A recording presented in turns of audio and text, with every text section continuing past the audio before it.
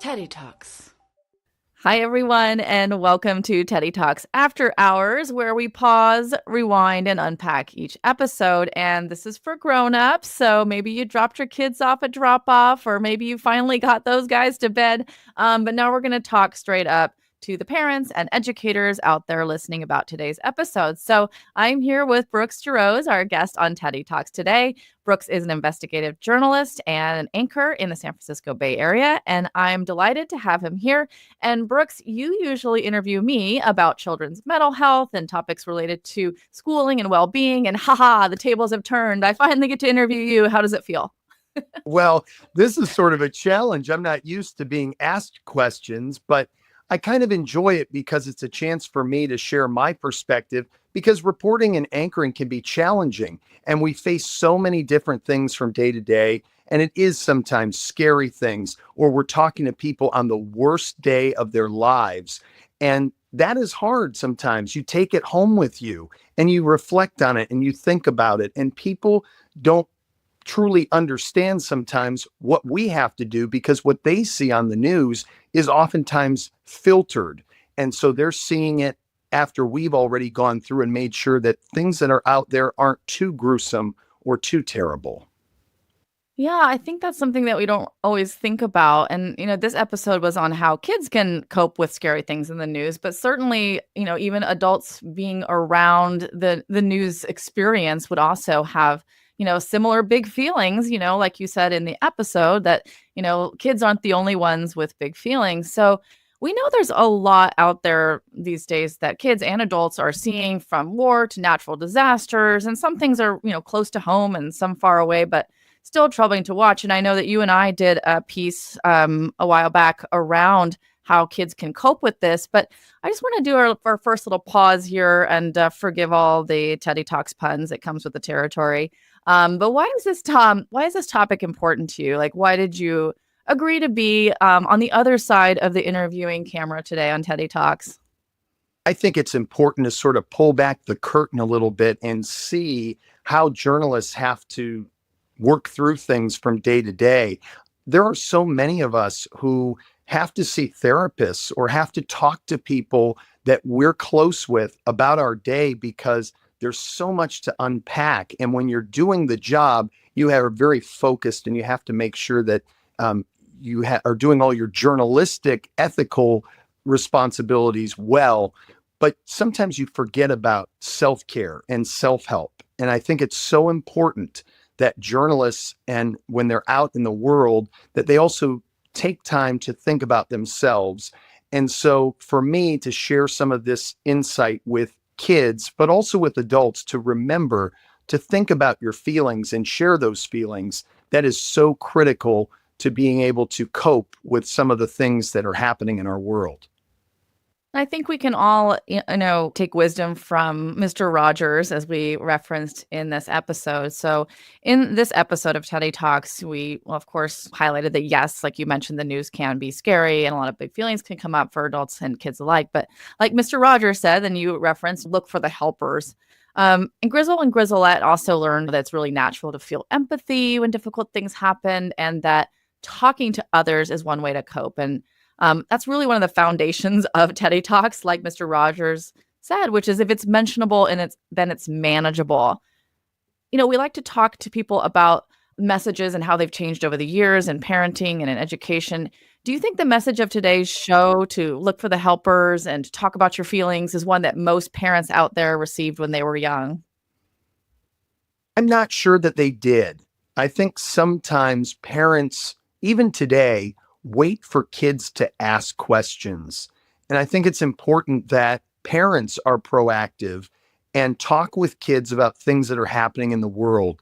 Because if you don't, they're going to get it from some other source. There are so many information channels these days where kids are getting bombarded, parents are getting bombarded with information that may or may not be true. And so I think it's critical for parents to be proactive and share the views that they have or the facts that are out there with their children to protect them, but also to educate them. Yeah, I think that's really important what you've just highlighted there. And I know that when we did a piece together, we talked about also parents being honest with their kids. If they don't know the answer, just And saying, I don't know, but we're going to kind of work through this together. And I really appreciate that you brought up the idea of being proactive around it. And that's one of the things we do in Teddy Talks is we talk about big ideas for little ears, and it's ways to talk about things that maybe parents don't know how to talk about, but need a couple ideas about the language they might use with kids or examples. The next part of this segment is really about rewinding, maybe to when you were little, or maybe when you were a little journalist, when you first started out in journalism. What advice do you wish your younger self knew about empathy and coping with seeing or reporting on scary things in the news? one of the things that I used to do as a very young reporter was bottle things up inside and not talk with my coworkers, with my family about what I was feeling. And I think that led to some very sad nights by myself alone. And I'm more of a people person. And so I learned over time that you are not going to be weak for sharing your feelings. You're going to be stronger when you share your feelings and have someone else say to you, it's okay. I feel the same way. That's number one. Number two would be for me as my young self, I also felt like I was invincible. And when I would go out and report stories, I would sometimes put myself in situations that were dangerous or really not something my parents would ever approve of. And I look back and think it was not worth risking my life or my safety just to get a story because I felt so passionate about my job. So those are sort of the two things I wish I could change or tell myself back then. I think that you have hit on something we talk about a lot in Teddy Talks, which is this idea of name it to tame it, which is when and the thing that we talked about in this episode with Mr. Rogers, if it's mentionable, it's manageable. So the message that we want to send out there to our Teddy Talks listeners, big and small, is really to talk about how you're feeling. And when you name it, actually, research shows that your amygdala, which is, of course, the fire alarm in your brain that's like danger, danger, danger. When you name your feelings, your amygdala reaction actually goes down. So you become less afraid. So this isn't just for kids, it's also for adults. And in our episode, teddy bears.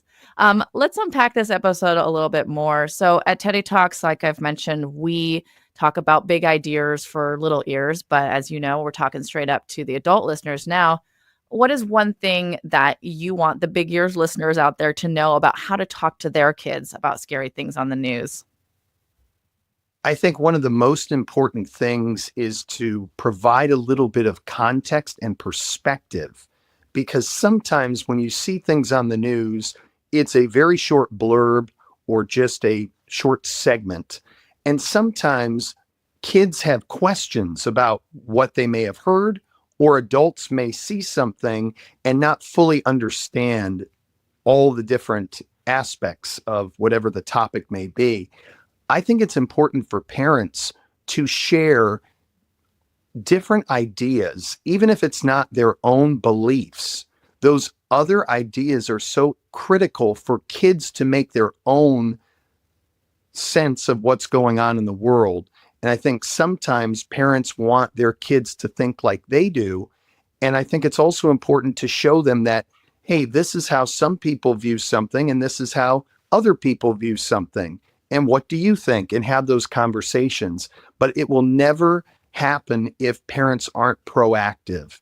I feel like if they wait for a child to come to them and ask the question, by that point, the child may already have some thoughts or views where the parent can be proactive and share that. I think that leads to more of a nurturing situation. I think what you shared is so important, and we're really tapping into our inner Mr. Rogers today together, because he was always saying that when you wonder, you're learning. And so I think that what you've just mentioned is an opportunity for parents to sort of wonder aloud with their kids, like, oh, we saw this in the news, and I wonder how those people are feeling, and I wonder how these other people are feeling. And by doing so and discussing it, we can build what we talked about in the episode of empathy, so that we can understand different vantage points and also teach our kids to be media literate about where our sources of information come, that news does have a perspective. So I really appreciate that perspective for the adults out there. Now, we do have a very big bonus question if you're ready for it. I'm ready.